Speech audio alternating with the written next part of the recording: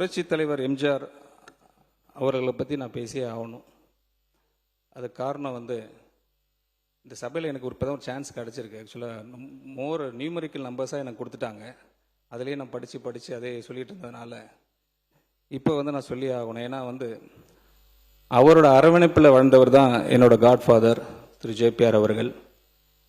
அது இங்கே இருக்கிற சார் வேலு சாருக்கு நல்லா தெரியும். அவர் என்னை டிஃபெண்ட் பண்ணியிருக்காரு ஒரு கட்டத்தில் நேற்று. Thank you sir. அது மட்டும் இல்லாமல் இங்கே திருவாரூர் சட்டமன்ற உறுப்பினர் பூண்டி கலைவரன் சார் இருக்கிறாங்க. அங்கே ஆப்பே பால்ராஜன் தெரியும். ரைட். சரி, அந்த வழியில் வந்தவங்க நாங்கள் கிட்டத்தட்ட 87க்கு அப்புறம் நாங்கள் இந்த அரசியல் பக்கமே வரல, ஒதுங்கியிருந்தோம். ஒரு 30 ஆண்டு கழித்து ஒரு வாய்ப்பு கிடைச்சிது தலைவர் மூலமாக. தலைவருக்கும் ரொம்ப பிடிச்ச தலைவர் புரட்சி தலைவர் எம்ஜிஆர் அவர்கள்.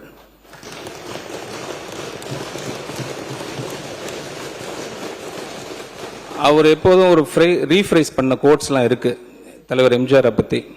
அது காஞ்சிபுரத்தில் ஒரு மேடையில் அவங்க சொல்லியிருக்கிறாங்க, ஸ்ரீபெரும்புத்தூரில்.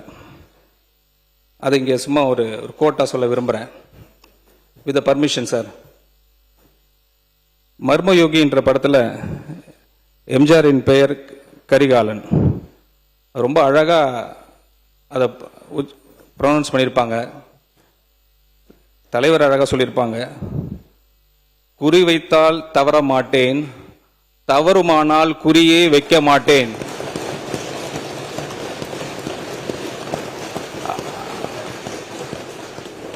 அதை ரீட்ரெண்ட் பண்ணி அதை சாதித்து காட்டினவர் நம்ம தலைவர் தான்.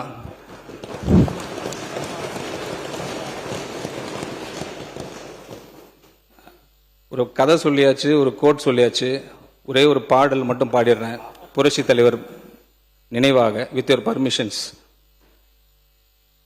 கருணை இருந்தால் வள்ளலாகலாம், கடமை இருந்தால் வீரனாகலாம், பொறுமை இருந்தால் மனிதனாகலாம், மூன்றும் இருந்தால் தலைவனாகலாம்.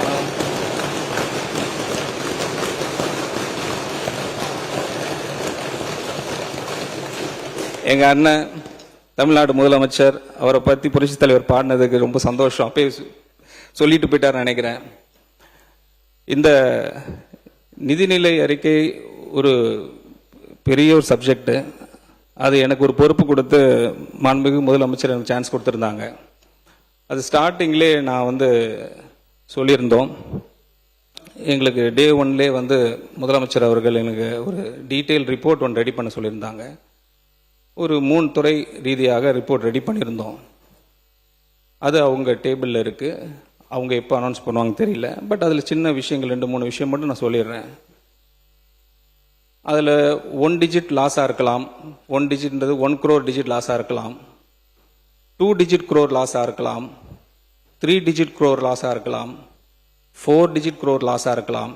ஏன் சொல்லப்போனால் 5 டிஜிட் crore லாஸாக கூட இருக்கலாம். அது எந்த டிஜிட் crore லாஸாக இருக்குன்னு தெரியாது. ஆனால் வெளிப்படையாக நேர்மையாக இங்கே நாங்கள் சொல்லிடுவோம் கூடிய சீக்கிரத்தில். ஃபார்மர் ஃபினான்ஸ் மினிஸ்டர் தங்கத்தினர் சார் இல்லை, அவருக்கு முன்னாடி இருந்தவர் பிடிஆர் சார். அவரையும் என்னையும் ஒப்பிட்டு சில கருத்துக்கள் இங்கே சொன்னாங்க. நான் டிஸ்கஸ் பண்ணோம். Yes, language is a barrier தான் எனக்கு. அதை நான் மறுக்கலை. அன்னைக்கு கொஞ்சம் ஆவசப்பட்டது உண்மைதான். நானும் தமிழ் மொழி, தாய்மொழி எல்லாம் தமிழ் தான். ஆனால் பூண்டி கலைவணன் சார் சொன்ன மாதிரி நான் வளர்ந்தது திருவாரூர், பிறந்தது பாண்டிச்சேரி, படித்தது சென்னை, இப்போ என்னை தத்து எடுத்தது ஆர்கே நகர். இந்த 4 இடத்துலையும் நான் சுற்றி வந்திருக்கிறேன். ஒரு இடத்துல இல்லை, எல்லா இடத்துலையும் போய் வந்ததுனால இங்கே லேர்ன்டு ஸ்காலர்ஸ்லாம் இருப்பீங்க. நிறைய ஸ்காலர்ஸ் இங்கே இருக்கீங்க.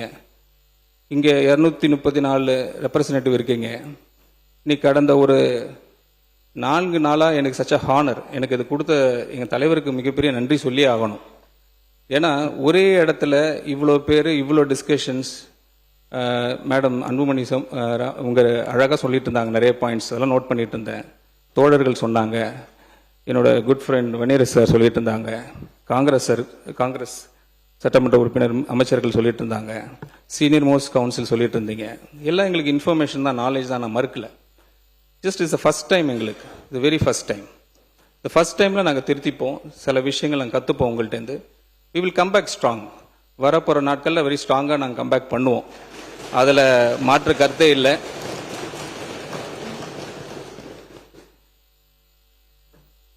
இப்போது நான் அந்த அறிக்கைக்கு, ஏன்னா ஆல்ரெடி இந்த டிஸ்கஷனில் நிறைய விஷயங்கள் நாங்கள் சொல்லிட்டோம்.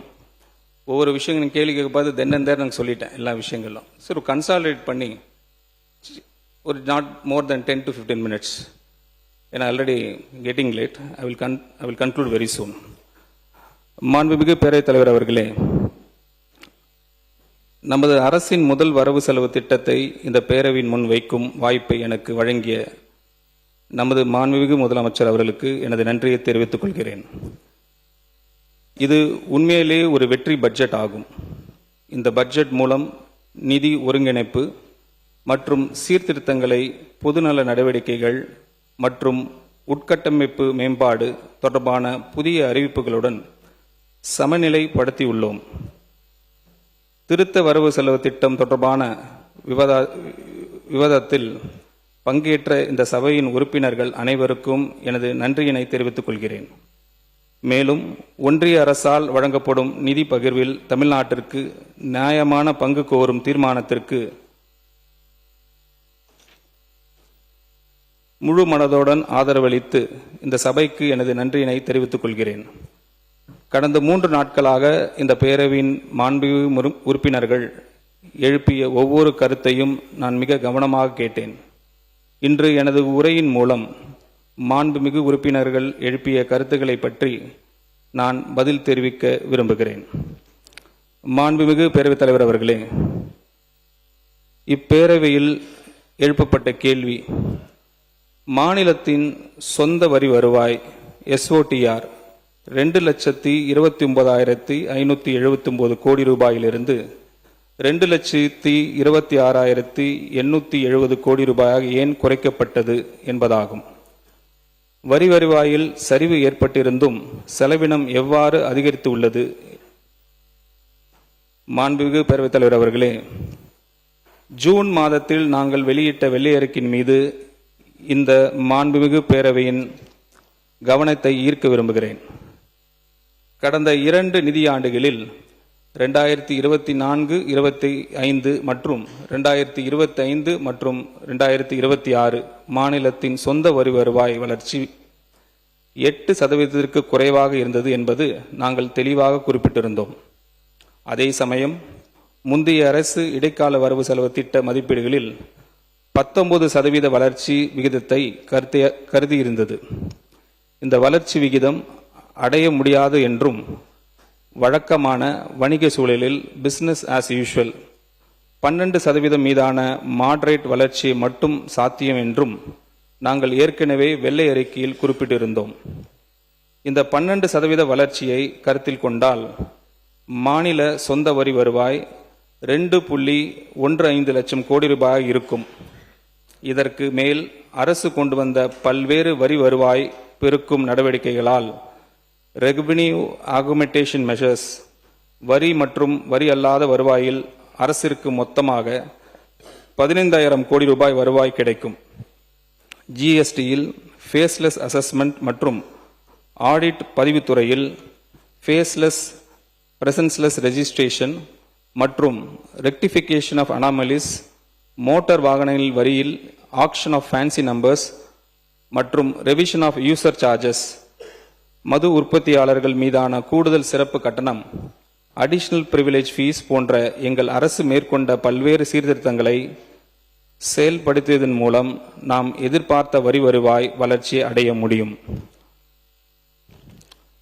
மாண்புமிகு பேரவைத் தலைவர் அவர்களே, இப்பேரவையில் எழுப்பப்பட்ட கேள்வி என்னவெனில், இந்த அரசு செலவினத்தை குறைப்பதாக கூறிக்கொண்டு 12,000 ரூபாய் அளவுக்கு செலவினம் 18,000 கோடி ரூபாய் அளவிற்கு மானியங்கள் மற்றும் நிதி மாற்றங்களை தலைப்பில் செலவினம் அதிகரித்து உள்ளது ஏன்?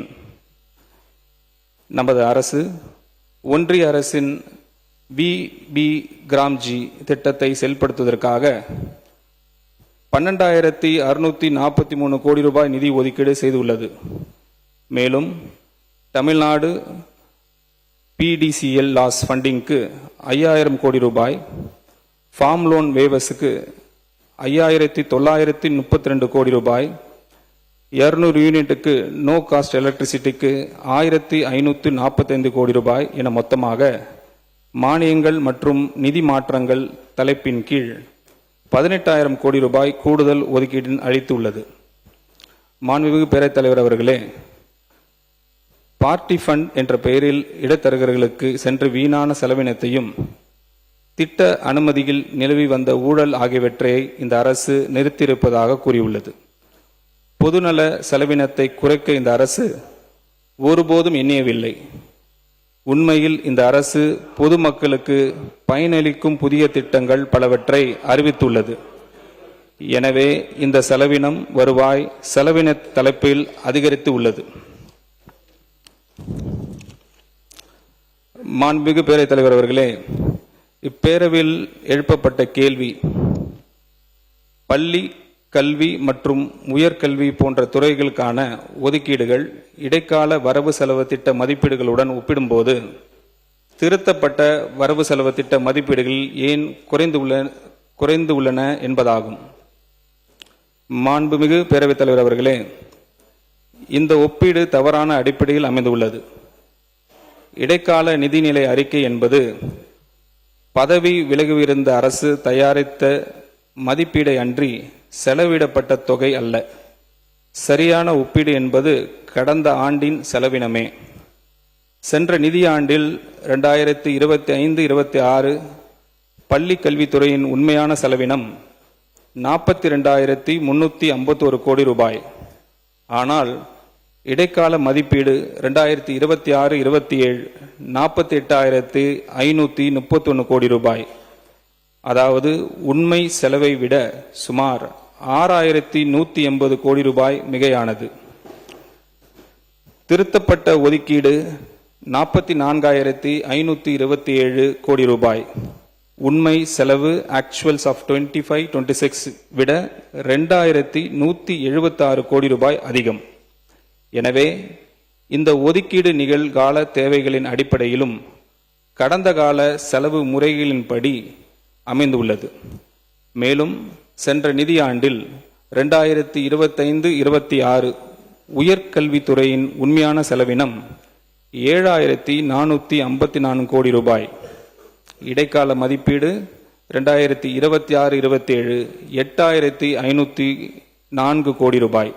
அதாவது உண்மை செலவை விட சுமார் 1,050 கோடி ரூபாய் மிகையானது.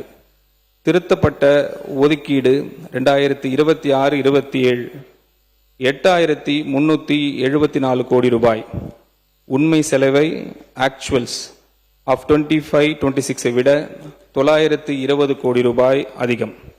எனவே இது ஒதுக்கீடு குறைப்பு அல்ல, ஊதியம் உள்ளிட்ட உறுதியளிக்கப்பட்ட செலவினங்களுக்கான மிகைப்படுத்தப்பட்ட மதிப்பீட்டு சரி செய்யும் திருத்தமாகும்.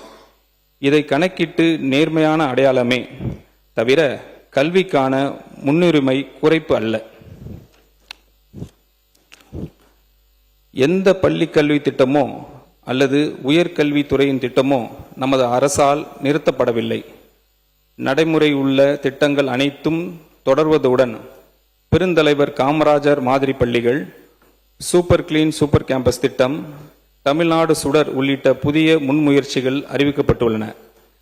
மாண்புமிகு பேரவைத் தலைவர் அவர்களே, இடைக்கால நிதிநிலை அறிக்கைக்கு திருத்த நிதிநிலை அறிக்கைக்கும் இடையே ஒதுக்கீடுகளை திருத்துவது தமிழ்நாட்டில் புதிதல்ல. மாறாக இது நடைமுறை முந்தைய அரசும் பின்பற்றியுள்ளது. அதுக்கு ஒரு சான்றா சில விஷயங்கள் சொல்லிடுறோம். 2021-22 பள்ளி கல்வியில் இடைக்கால ஒதுக்கீட்டில் அப்போ ஏடிஎம்கே அவங்க இடைக்கால பட்ஜெட் தாக்கல் பண்ணிட்டு போயிருக்காங்க. அப்போ 34,181 கோடி ரூபாய்ன்னு சொல்லிட்டு போயிருக்காங்க. அதே அப்புறம் வந்த டிஎம்கே கவர்மெண்ட் திருத்தப்பட்ட ஒதுக்கீட்டில் என்ன பண்றாங்க, 32,599 கோடின்னு சொல்றாங்க. மாற்றம் என்ன வருது, குறைவு எவ்வளவு வருதுன்னா 1,582 கோடி. இந்த டிஃபரன்ஸ் இருக்கு. அதே மாதிரி உயர்கல்வியில 2021-22 உயர்கல்வியில இடைக்கால ஒதுக்கீட்டில் ஏடிஎம்கே கவர்மெண்ட் தாக்கல் பண்ணிட்டு போனது 5,478 கோடி. அதே திருத்தப்பட்ட ஒதுக்கீட்டில் 5,369 கோடி. எவ்வளோ டிஃபரன்ஸ் வருதுன்னா திருத்தப்பட்ட ஒதுக்கீட்டில் 109 கோடி. அதாவது 2021ஆம் ஆண்டு பதிவேற்ற அரசு தனது முதல் திருத்தப்பட்ட நிதிநிலை அறிக்கையில் 2021-22 பள்ளி கல்விக்கான ஒதுக்கீட்டை 1,582 கோடி ரூபாய் அளவுக்கும் உயர்கல்விக்கான ஒதுக்கீட்டை 180 கோடி ரூபாய் அளவுக்கும் குறைத்தது. அப்போது அது யதார்த்தமான மதிப்பீடு என்று விளக்கப்பட்டது. அது கொள்கை அடிப்படை இப்போது பயன்படுத்தப்பட்டுள்ளது. அதே கொள்கை அடிப்படையை இப்போதும் பயன்படுத்தப்பட்டுள்ளது. ஆனால் இம்முறை குறைப்பு உண்மை செலவினத்தை மேலே நிற்கிறது என்பது கூடுதல் சிறப்பு அம்சம்.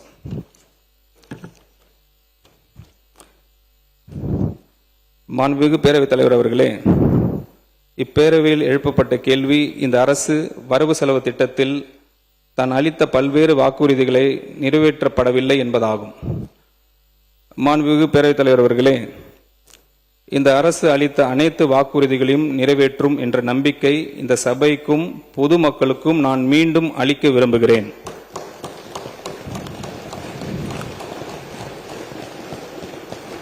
பெருந்தலைவர் காமராஜர் காலை உணவு திட்டம், 200 யூனிட் இலவச மின்சாரம், தாய் மாமன் தங்க மோதிரம் திட்டம், அண்ணன் சீர் திட்டம் மற்றும் பிற முன்முயற்சிகளை நாங்கள் ஏற்கனவே நடைமுறைப்படுத்தி உள்ளோம். நமது அரசு எப்படிப்பட்ட ஒரு நிதி சிக்கலில் ஆட்சி பொறுப்பை ஏற்றுள்ளது என்பது அனைவருக்கும் தெரியும். வருவாய் திரட்டல் மற்றும் செலவினை மேலாண்மை தொடர்பாக உயர்மட்ட குழுக்களை அமைப்பதற்காக அரசு அறிவித்துள்ளது. இந்த முயற்சிகள் மிக விரைவில் பலனளித்து அரசுக்கு தேவையான நிதி ஆதாரங்களை வழங்கும். இந்த நிதி ஆதாரங்கள் கிடைக்கப் பெற்றவுடன் அனைத்து வாக்குறுதிகளும் நிறைவேற்றப்படும். மாண்புமிகு பேரவைத் தலைவர் அவர்களே, கடந்த கால ஆட்சியில் அறிவிக்கப்பட்ட ஒரு திட்டத்தை அதனை செயல்படுத்திய விவரத்தையும் நான் இங்கு நினைவுபடுத்த விரும்புகிறேன். திட்டம் மகளிர் உரிமை தொகை. வாக்குறுதி அளிக்கப்பட்டது 2021ஆம் ஆண்டு சட்டப்பேரவை தேர்தல் அறிக்கையில். அரசு பதவியேற்றது மே 2021. முதல் நிதிநிலை அறிக்கை அவங்க சப்மிட் பண்ணது ஆகஸ்ட் 2021. திட்டத்துக்கு ஒதுக்கீடு எதுவும் செய்யல. திட்டம் தொடங்கப்பட்டது 15/9/2023. அதாவது சுமார் 28 மாதங்கள் கழித்தே அந்த திட்டத்தை அறிமுகப்படுத்துறாங்க.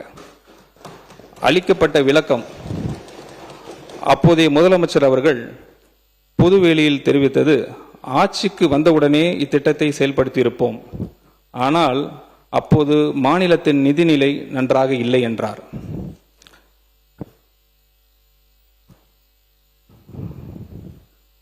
மாண்புமிகு பேரவைத் தலைவர் அவர்களே, இப்பேரவையில் எழுப்பப்பட்ட கேள்வி திட்டங்களின் அடிப்படை தன்மையில் எந்த மாற்றமும் இல்லாமல் அவற்றின் பெயர்கள் மட்டும் மாற்றப்பட்டுள்ளன என்பதாகும்.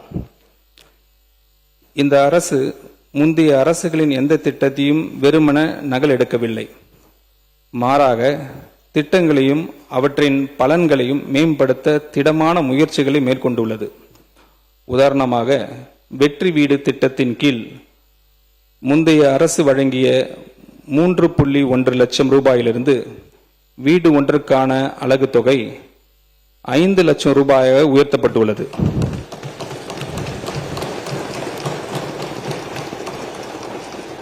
ஒவ்வொரு திட்டமும் அதிக மக்களை சென்றடையும் வகையில் மேம்படுத்தப்படும். மாண்புமிகு பேரவைத் தலைவர் அவர்களே, இப்பேரவையில் எழுப்பப்பட்ட கேள்வி மூலதன செலவினம் தொடர்பானது. ஐபியில் ஏற்கனவே வழங்கப்பட்டதை விட மூலதன செலவினத்திற்கான ஒதுக்கீடு ஏன் குறைவாக இருந்தது? முந்தைய அரசு மூலதன செலவினத்தின் நியூமெரிக்கல் வேல்யூஸ் மட்டுமே பார்த்தது. தளத்தில் ஆன் கிரவுண்ட் உருவாக்கப்பட்ட மூலதன செலவினத்தின் உண்மையை மதிப்பை ஆக்சுவல் வேல்யூஸ் அல்ல, தயாரிக்கப்பட்ட மதிப்பீடுகள் அதிகமாக மதிப்பிடப்பட்டன என்பதும், டெண்டர்களை உறுதி செய்வதில் ப்ரீ டிட்டர்மினேஷன் மற்றும் கேட்டலைசேஷன் இருந்தது என்பதும், லெட்டர் ஆஃப் அவார்ட் மதிப்பிடப்பட்ட தொகையை விட அதிகமாக இருந்ததும், premium over the estimates prepared and sanction என்பதும் இஸ் அன் ஓப்பன் சீக்ரெட். முந்தைய அரசு டெண்டர் வழங்குவதில் செய்த முறைகேடுகளை ஒவ்வொன்றாக நாங்கள் ஆராயும் தொடங்கியுள்ளோம். இருக்கு சார், ஆதாரம் இருக்கு, சொல்லிடுறோம். உண்மையான மதிப்புள்ள மூலதன பணிகளை உருவாக்க எங்கள் அரசு உறுதியுடன் செயல்படும். மேலும் ரிவைஸ் பட்ஜெட் எஸ்டிமேட் 2026-27 மூலதன செலவினத்தின் கேப்ஸ் வளர்ச்சி கேபிட்டல் எக்ஸ்பெண்டிச்சர் முந்தைய நிதி ஆண்டின் உண்மையான வளர்ச்சி விகிதத்தை விட அதிகமாக உள்ளது. அதுக்கு ஒரு எக்ஸாம்பிள் சொல்லிடுறேன். 2024-25 செலவினம் 47,101 கோடி, 2025-26 துணை நடப்பு கணக்கில் 51,225 சொல்லியிருக்கிறாங்க. அதோட வளர்ச்சி வீதம் பார்த்தீங்கன்னா 8.74%. அதே ரிவைஸ் பட்ஜெட்டில் 2026-27 நாங்கள் இப்போ சப்மிட் பண்ணதில் 56,985 கோடி, அதாவது கிட்டத்தட்ட 11.25% கிட்டத்தட்ட வளர்ச்சி. அது இது தொடர்பாக 2021 ஆண்டு ஆட்சி மாற்றம் ஏற்பட்ட சூழ்நிலையில் நடந்த நிகழ்வுகளையும் ஒப்பிட்டு நினைவு கூற விரும்புகிறேன். பதவி விலகிய அரசு 2021-22 ஆண்டிற்கான இடைக்கால வரவு செலவு திட்ட மதிப்பீடை பிப்ரவரி 2021 சட்டமன்றத்தில் தாக்கல் செய்தது.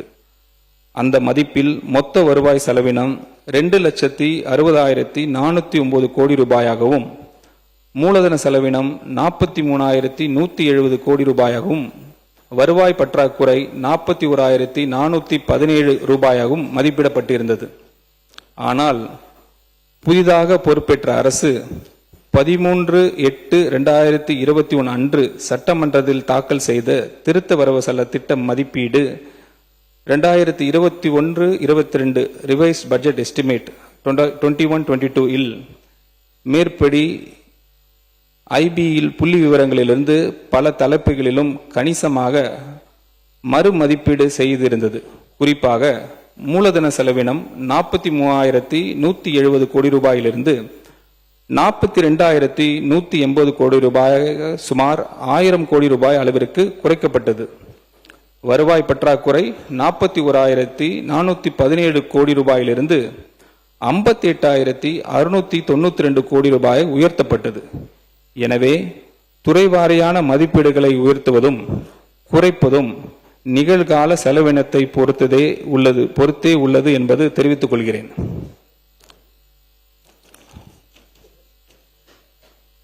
மாண்புமிகு பேரவைத் தலைவர் அவர்களே,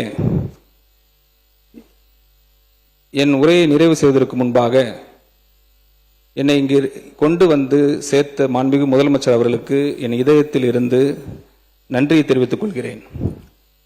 கல்வித்துறையில் 25 ஆண்டுகளாக மேலாக பணி செய்த என்னை மக்கள் பணி செய்ய தலைவர் வழியாக கடவுள் என்னை வட சென்னைக்கு அனுப்பினார். அங்கு சென்ற நாள் முதல் என்னையும் என் மகளையும் தத்து எடுத்து அதிக வாக்கு வித்தியாசத்தில் என்னை மாபெரும் வெற்றி பெற செய்த ஆர்கே நகர் மக்களுக்கு என் நன்றியை நெஞ்சத்திலிருந்து தெரிவித்துக் கொள்கிறேன்.